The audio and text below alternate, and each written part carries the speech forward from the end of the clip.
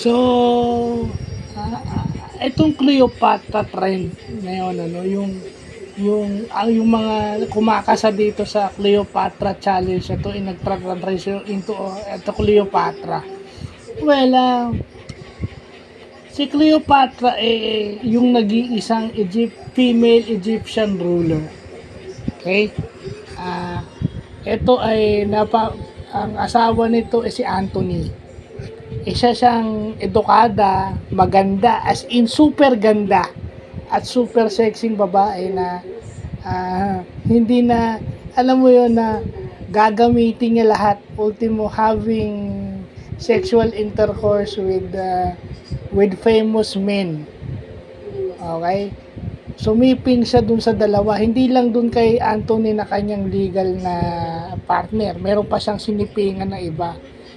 Masyado siyang ambitious. Yung sinasabi nila ngayon, women empowerment. But ano yung downfall nun? If there is one thing that Cleopatra symbolizes, nandun yun. But Cleopatra also symbolizes yung downfall. Having too much power and sometimes going too much in the well too many times. Pag inabuso mo yung kapangyarihang meron ka at lahat ng time will come na magte-turn sa'yo yung sitwasyon, babaliktad na hindi na pabor sa'yo yung sitwasyon. So, dun sa mga, Cleopatra is a one thing na dapat, Cleopatra is a woman who is unbothered. Unbothered at the start. Kasi meron siya lahat. She can seduce, she can negotiate what she wants.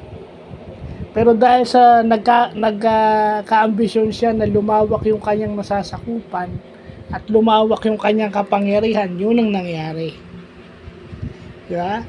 So, yun yung sinasabi nila na anong dahilan ni Cleopatra since maano na siya mayaman na siya, marami na siyang nasasakupan, anong dahilan niya para gawin na mangakit o sumiping o makipagtalik sa ibang lalaki?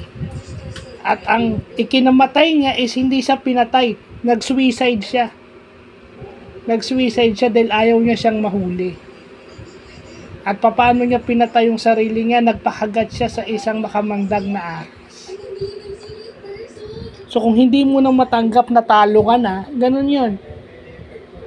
Pwede mo sabihin unbothered ka, pwede mo sabihin na nasa iyo lahat, bakit ko gagawin yan? Simply one thing, it's for stability.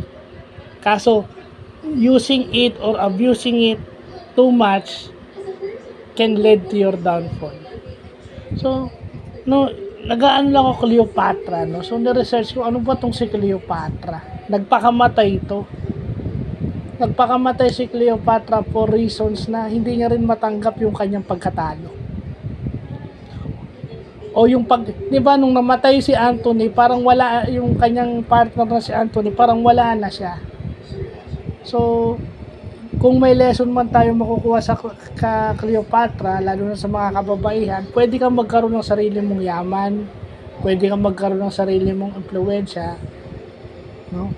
Pero iba pa rin kapag pinag-uusapan yung usapin na ethical o yung ethical issues, yung moral. Iba pa rin pag moral, ibig sabihin, iba pa rin pag moral issues yung tinitira mo. Yun ang sinasabi ni Flo G, di ba? Sabi ni Flo G, masarap mabuhay ng walang taong niloloko. Cleopatra cheated.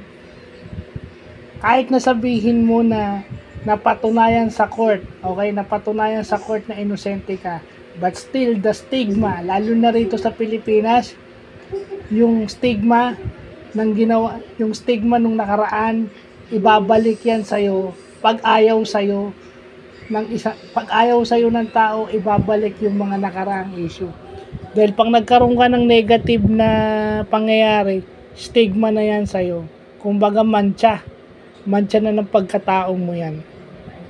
So hanggat maaari, huwag ka nang ma-involve dyan. Yeah, Cleopatra symbolizes power, influence. But and it is for sustainability. Kaso, nangyari, na-sustain ba? Na-sustain ba? Siya na daw yung last ruler ng Platonic Egypt. And after nun, yung Egypt naging teritoryo na ng mga Romano o ng Roman Empire. So, yun lang po.